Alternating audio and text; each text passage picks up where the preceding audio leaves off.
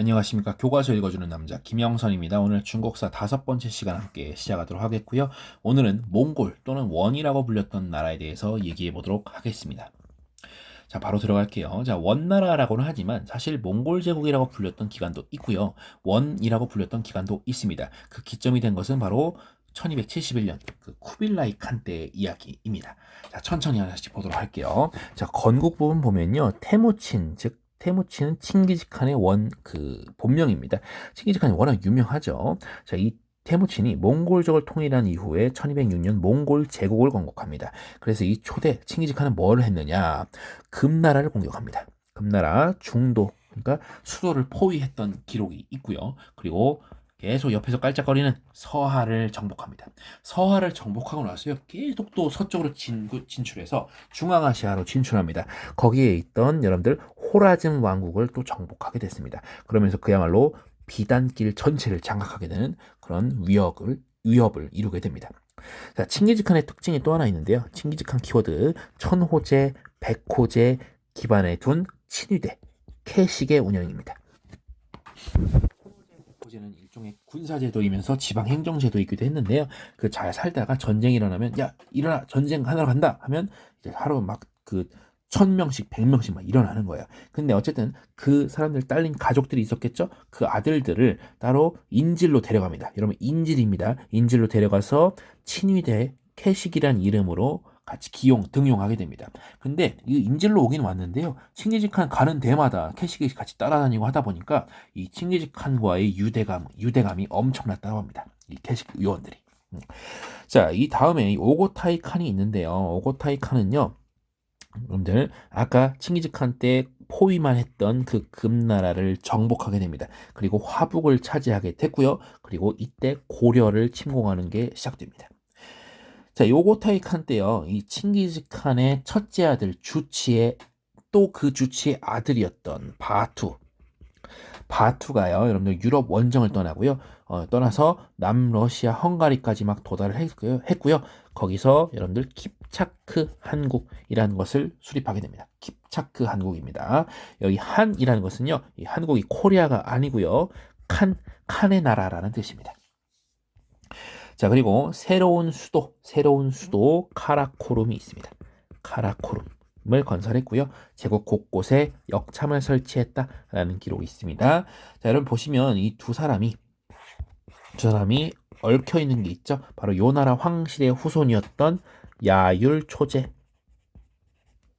야율초제를 통해서 국가 통치의 기반을 좀 다졌다라고 합니다. 몽골족이요 처음에 땅덩이 넓히는 것 자신이 있었지만 그 어떻게 다스리냐에 대한 부분은 좀 지혜가 필요했어요. 도움이 필요했습니다. 그것을 요나라 황실 후손이었던 야율초제가 그 초석을 다졌다라고 합니다. 자, 3대 구유크칸이라고 나와 있는데 이 구유크칸을 기억할 게 아니고요. 이 당시 로마 교황이 파견한 사람이 있다는 겁니다. 그 이름을 기억할 필요가 있겠어요. 바로 카르핀이라고 하는 사람입니다. 이 사람은 구유크칸의 즉위식에 참석하고 돌아갔다는 얘기가 있습니다. 네 번째 몽케칸이라고도 하는데요. 몽케칸은 1257년 여러분 베트남 공격했는데 당시 베트남에 쩐 왕조가 있었답니다. 1차 침입이라고 써있죠. 실패했겠죠. 자, 몽케칸 때요. 여러분들 훌라구라는 사람이 바그다드를 함락하게 됩니다. 바그다드는 바로 이 왕조의 수도였어요. 그렇죠? 아바스였습니다. 이 아바스 왕조 기억나시죠? 아바스 왕조 751년에 탈라스 전투 당나라에게 승리해서 비단길 장악하고 제지수를 가져갔던 그 아바스 왕조입니다. 자, 여기에 이 훌라구가 일한국이라는 것을 수립하게 됩니다. 뭐 훌라구 울루스라고도 되어 있을 거예요. 아마 지도에 일한국. 자, 그리고 이거는 이름만 기억하시면 되는데요. 프랑스의 또 사절단 리브록이라는 사람이 와서 있었다라는 기록이 있습니다. 이름만 한번 체크해 두시고요.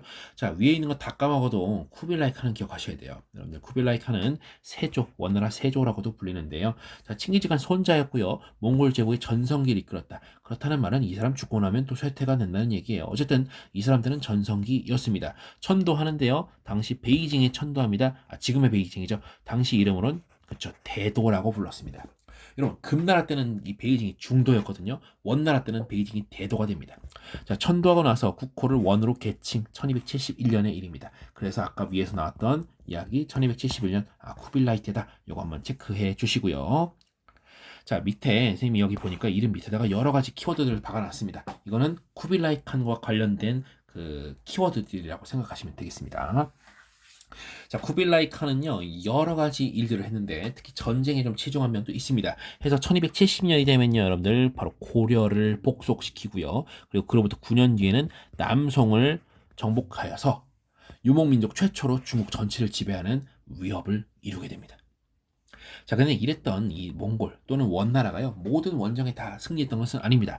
이 일본 원정, 즉 고려군까지 다 동원해서 정동행성, 동쪽을 정벌하는 임시 행성까지 설치해서 시도했던 그 일본 원정이 1차, 2차 모두 실패하게 됩니다. 왜냐?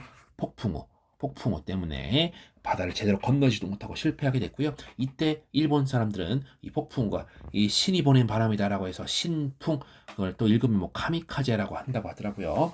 나중에 이제 카미카제 자살특공대라고 불리는 아주 험악한 그런 부대의 그 부대 명칭에 뭐 기원이 됐기도 했죠. 어쨌든 여러분들 일본 원정에 나섰잖아요. 칭기즈칸이 나섰으므로 여러분들 이 일본 막부 입장에서는, 당시에는 막부라고 했어요. 가마쿠라 막부거든요. 이 막부 입장에서는 이걸 막아내려고 준비를 해야 될 거 아닙니까? 그래서 준비를 하려고 사람들을 끌어모으고 군사를 끌어모으고 옮기고 하다 보면 돈이 많이 들겠죠. 근데 정작 몽골군이 도착도 하기 전에, 제대로 오기도 전에 폭풍우에 휩쓸려 나가 버렸어요. 근데 막부는 나름대로 재정을 엄청 고갈시켰겠죠. 그러면서 이 가마쿠라 막부가 결국 멸망하게 됩니다. 그리고 그 후에 무로마치 막부라는 것이 등장하게 될 거예요. 이 막부 얘기는, 일본 얘기는 우리가 그때 가서 다시 하도록 할게요. 일본사 가서. 자, 또 쿠빌라이가요, 쩐 왕조, 베트남이죠. 여기를 또 원정을 2번이나 나섰습니다. 2번 나섰는데 모두 실패해요. 왜냐? 베트남의 전설과 같은 쩐 흥다오의 활약으로 막아냈거든요. 자, 쿠빌라이 칸 사후에 이 대칸의 자리, 황제라고 그냥 할게요. 황제 자리를 두고, 대칸의 자리를 두고 분쟁을 지속하게 됩니다. 그리고 원나라 황실에서 이 사치와 낭비가 엄청나게 많아져요. 티베트 불교 또는 라마교라고 불리는 종교에 아주 심취하게 됩니다. 원나라 황실이 이걸 엄청 좋아했어요. 그래서 이 법회 한번 개최하는 데 있어서 돈을 막 쏟아붓기 시작하는 거예요. 국고를 소진시킵니다. 그래서 이걸 메우려고 세금을 징수하고요. 거기다가 또 교초를 남발하게 됩니다. 교초는 이 원나라의 지폐입니다. 돈이에요. 화폐를 자꾸 남발하게 되니까 인플레가 발생해서 화폐의 가치가 엄청나게 떨어지게 되죠. 자, 이러니까 세상 살기 어려우니까 난이 일어나겠죠. 해서 붉은 수건을 머리에 두른 도적대, 홍건적의 난이 일어나는데, 이들은요, 백년교라고 하는 종교를 중심으로 모였다고 합니다. 백년교. 자, 그리고 이 홍건적 중에 한 명이었던 주원장이 나중에 명나라 태조가 됩니다. 그리고 이 명나라 태조가 될 그 주원장에 의해서 이 원나라가 만리장성 이북으로 쫓겨나게 됩니다. 멸망한 건 아니고요. 그 이후에 북원이라는 이름으로 잠깐 존속을 하게 됩니다. 자, 원나라 사회경제 문화 묶어서 볼 건데요. 교과서 보니까 이런 게 있더라고요. 팍스 몽골리카, 몽골의 평화시대라고 볼 수가 있겠죠. 자, 사회 부분 볼게요. 여러분들, 그 쿠빌라이는 칸의 이름이지만 쿠릴타이는 회의의 명칭입니다. 이 쿠릴타이에서요, 칸 내지는 대칸을 추대하고요. 국가의 주요 사항을 마치 신라의 그 화백회의처럼 만장일치로 결정하게 됐다고 합니다. 자, 원나라 역시 한족에게는 또 다른 방식을 적용하는 이원 통치체제를 썼다라고는 하고요. 그에 더해서 몽골 제일주의가 성행하게 됩니다. 그리고 각지에 행성이라는 것을 설치해서 그 행성에 다루 가치를 파견해서 또 감독하는 거죠. 그래서 넓어진 땅을 이렇게 감독하는 역할을 맡았다는 겁니다.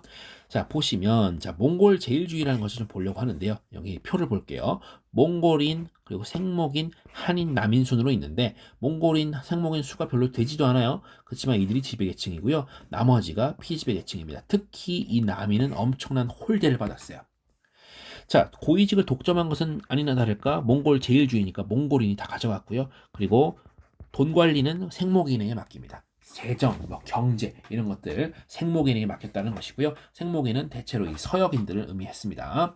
자, 그리고 누구보다도 이 남송 출신의 사람들은 아주 극렬하게 차별하거든요. 왜냐하면 남송이 끝까지 몽골한테 저항했거든요. 1279년에 결국 멸망했지만, 자, 이래서 사대부가 몰락했다는 표현이 있고요. 교과서에 따르면 사대부가 활약이 없었다, 줄어들었다, 뭐 이런 표현이 있습니다. 하지만요, 송나라 사대부들이요, 지방에서 모였어요. 그 당시에, 그쵸? 형세호, 다른 말로 지주들이었습니다. 지주. 이 원나라 때도요, 지주 전호제가 그대로 유지됩니다. 그래서 지주로서의 지위는 계속 유지를 합니다. 다만 한인과 남인들은 조세 부담이 좀 더 크고요, 관리 능력에 불이익이 있었다. 그리고 과거제는 나중에 원나라 후반기에 생기긴 하는데 그전에 있지도 않았고 생기더라도 있으나 마나한 제도였다라는 것입니다. 경제 보겠습니다. 집회 볼 건데, 집회, 그쵸? 교초죠. 교초의 통용. 교초를 통용시켰던 이유는 동생산하는 것도 힘들고요. 그리고 그걸 만들었다고 해도 너무 들고 다니기 무거운 거예요. 그래서 교역의 편의성을 증대시킨 게 바로 이 교초가 되겠습니다. 농업을 장려하고 지주전환제 유지하고, 너무 뻔한 얘기예요. 자, 그리고 송나라 때부터 여러분들 그 강남에서 재배하기 시작했던 목화의 재배가 확대돼서요, 면직업이 창장하류에서 커지게 됩니다. 자, 그리고 수나라 때부터 만들어왔던 그 대훈화를 정비해서요, 남송의 수도였던 항저우, 다른 이름 임안이었죠. 당시에 항저우부터 원나라의 수도인 대도까지 연결되는 수로를 만들었다고 합니다. 정말 대단하죠, 그렇죠? 엄청난 수를 연결한 건데, 여러분들 근데 사실 이거 그 수나라 때 양제나 뭐 그 전에 문제나 이런 거 안 해놨으면, 그 바탕 기판을 닦아놓지 않았으면 사실 힘들었을 거예요. 자, 어쨌든 또 넘어가 보도록 하겠고요. 자, 문화입니다. 자, 서민 문화 발달하는데 역시 돈 버는 서민들 많아졌기 때문이겠죠. 자, 원나라 연극이니까 원곡 기억해 주실게요. 원나라 연극, 서상기, 비파기, 두아원 등의 그런 연극들이 유행했다라고 합니다. 자, 공용어로는 몽골어를 사용했는데요. 이 문서에는 위구르 문자를 쓰거나, 파스파 문자가 활용됐습니다. 파스파 문자는요, 파스파가 그 승려예요. 라마승인데 쿠빌라이의 명령을 받고 이 문자를 만들었습니다. 그래서 파스파 문자예요. 그것도 만들낸다고 만들었어요. 굉장하죠. 자, 이 원나라 때요, 송나라 역사, 요나라 역사, 금나라 역사를 정사로 편찬해 줬는데요. 그 중에 요나라 금나라를 중국의 정통 왕조, 즉 유목민족 왕조를 중국 정통 왕조로 삼았다라고 합니다. 그러니까 송나라는 빼버린 거예요. 뭐 일종의 나름 원조 한족 국가를 빼버린 거죠. 자, 그리고 그 라시드 아딘 또는 라시드 알딘이라고도 하고요, 라시드 우딘이라고도 해요. 어쨌든 라시드 어쩌고 딘, 이 사람이 칸의 명령으로 역사서를 집필하게 되는데, 그게 바로 집사입니다. 역사를 모집 혹은 이렇게 모았다는 뜻이에요. 다 모은 역사를 했다라고 해서 최초의 세계사라는 평가를 받습니다. 자, 원나라는요, 굉장히 관용적인 종교 정책을 폈대요. 그래서 다양한 종교가 유행하는데요. 다만 원나라 황실은 라마교를 엄청 좋아했대요. 그래서 거기 법에 돈 쏟아붓다가 휘청휘청거리잖아요. 자, 이슬람 역법, 즉 달력 만드는 법을 참고해서 수시력을 만들었는데, 그 대표 주자가 바로 곽수경입니다. 곽수경입니다. 이 사람도 쿠빌라이 때고요. 자, 이탈리아 베네치아, 이때도 이제 쿠빌라이 때인데, 이탈리아의 마르코 폴로가 다녀가서요, 나중에 동방 견문록이라는 책을 썼다고 합니다. 자, 밑에 보시면 뭐 그 북송 때 집회, 원집회, 원의 동정, 원의 패자, 약간 이거 마패처럼 생겼어요. 조선시대, 그죠? 그거 비슷한 겁니다, 사실. 자, 여기 나와 있는데, 원나라 집회 교조 보면요, 여러분들 여기에 뭐가 써 있대요. 선생님은 사실 여기 있는 건 못 읽겠는데요. 여기 보면 위조하면 죽는다 이렇게 써 있습니다. 사형에 처한다 뭐 이렇게 되는 거예요. 굉장히 무시무시한 게 집회에 써 있는 거죠. 하지만 집회 위조하면 안 되겠죠, 그렇죠? 자, 이제 다음 장 넘어갈 건데요. 자, 여러분들 원나라 때 세계가 연결됐다라는 표현을 좀 쓰고 싶은데요. 유라시아 교역망이 통합된 겁니다. 자, 그래서 여기 나오는 부분은 지난 시간 동안 좀 정리했던 거, 지난 시간에 언급됐던 거, 길에 대해서, 뭐 무역로에 대해서 했던 거를 좀 약간 정리하는 그런 시간 갖도록 하겠습니다. 크게 보면요, 초원길, 사막길, 다른 말로 비단길, 그리고 바닷길이 있고요. 원나라 특징적으로 역참도 있으니까 좀 볼 거예요.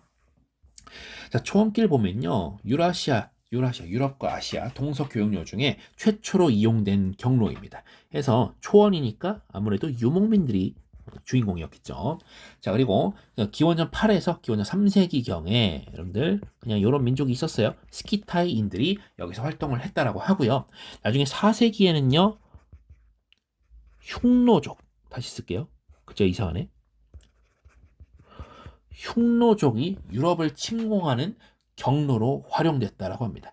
그래서 유럽에 원래 살고 있던 게르만족이 밀려서 그보다 더 서쪽에 있던 이런 뭐 라틴족이라든가 이런 애들을 밀어내기 시작한 거예요. 그러면서 이 게르만족의 이동으로 인해서 나중에는 서로마가 멸망하게 되는 그런 이야기까지 같이 얘기가 될 수 있겠습니다. 당시 유럽에서는 이들을 흉노를 훈이라고 불렀는데 정말 훈이 흉노가 맞냐라는 이견도 있기는 하지만 어쨌든 여기서는 그냥 흉노라고 말씀을 드려두겠습니다.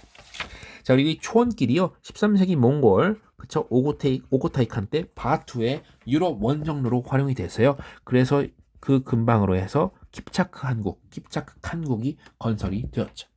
자, 그리고 로마 교황이 보낸 카르피니가 이 초원길을 통해서 몽골 제국에 방문했었다라고 합니다. 자, 그것도 한번 체크를 해 주시고요. 자, 그리고 사막길 갑니다. 사막길 뭐 여러 가지 지명들이 써 있죠. 여기 둔황부터 해서 지중해 연안까지 나와 있는데 여러분들 이 둔황 한번 체크해 주세요. 서하가 차지했던 그 땅입니다. 둔황. 자, 한무제가 장건을 파견하면서 대월지에 파견하면서 개척됐던 그 바다 비단길이고요. 사막으로 이루어져 있어서 사막길이기도 해요. 자, 7세기에서 8세기에 당나라의 국제교류에 활발하게 이용됐다가 그랬다가 탈라스 전투로 인해서 이슬람 세력이 주도권을 장악했다. 이거 누구예요? 그쵸? 아바스 왕조죠. 자, 중국의 불교와 간다라 미술이 전래되는 그런 경로가 됐어요. 이 사막길이. 그리고 중국의 비단, 자, 도자기, 대지술이 다른 지역에 전파되는 경로가 되기도 했습니다. 그러니까 동서의 만남의 지역에서 큰 교류가 있었던 거죠.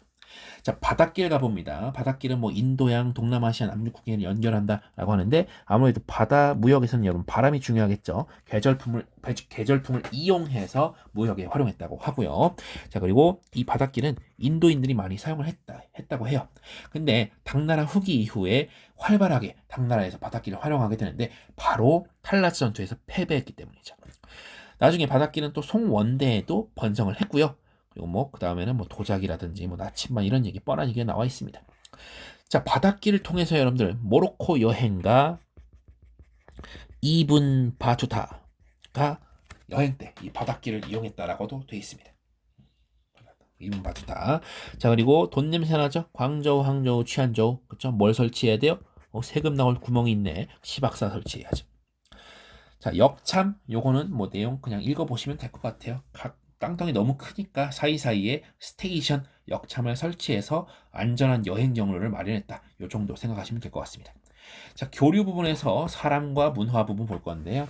자, 여기 보시면 여기 칸 이름들을 기억하기보다는요. 여기 나오는 내용들을 좀 보세요. 자, 969칸 때 교황사절 우리 계속 얘기하고 있네요. 그죠? 카르피니가 왔다 갔다. 초원길 통해서 왔다 갔다. 지금 세 번째 얘기했어요.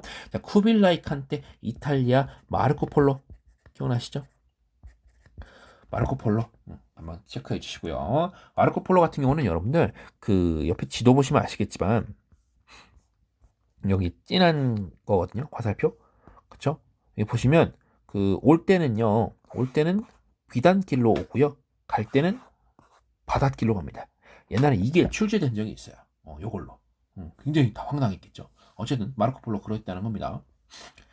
자, 그리고 모로코의 여행가 기억하시죠? 아까 얘기했어요. 이븐 바투타. 한번 기억해 주시고요. 여행기 작성했다. 같이 기억하시고. 그리고 일한국의 아르쿤 칸데 이 원나라가 보낸 사람들이 있어요. 원나라가 보낸 랍반 사우마라는 사절단이 있습니다. 칸이 보낸 사절단이고요. 이 수도인 대도에서 출발해서 유럽의 여러 나라들의 국왕과 교황을 본 이후에 귀국했다라고 합니다. 자, 문화 부분 보면요. 뭐 여러 기술들이 서양에 전파가 됐고요. 그리고 또 이슬람의 역법 참조한 거 그렇죠. 수시력이죠. 그리고 이 쿠빌라이의 손자였던 충선왕. 그 쿠빌라의 손자. 그러니까 말하자면 혼혈인 거예요. 이 충선왕이요. 원나라 대도에다가 만권당이라는 걸 설치해서 학자들과 교류했답니다. 이게 대체 무슨 말이냐? 고려 왕인데요. 고려에 안 있습니다. 원나라 대도에 앉아가지고 계속 그냥 그 말하자면 재택근무하는 거예요. 자기 집에서 들어 앉아가지고 고려 다스리는 게 아니라 그냥 다스릴 때 그냥 그 문서로만 계속 보내는 겁니다. 편지로 정치하는 그런 상황인 겁니다. 어쨌든 이 충선왕이 만권당을 설치해서 학자들과 교류하는데 또 어떻게 보면 또 문화적인 그런 내용이잖아요. 그래서 같이 한번 적어봤습니다. 자, 여러분들 여기 이제 지도도 나중에 한번 보시고요. 아마 엄청나게 큰 제국이었다는 점 우리가 아실 수가 있을 겁니다. 오늘 수업 여기까지 하도록 하겠습니다. 대단히 고생 많으셨습니다.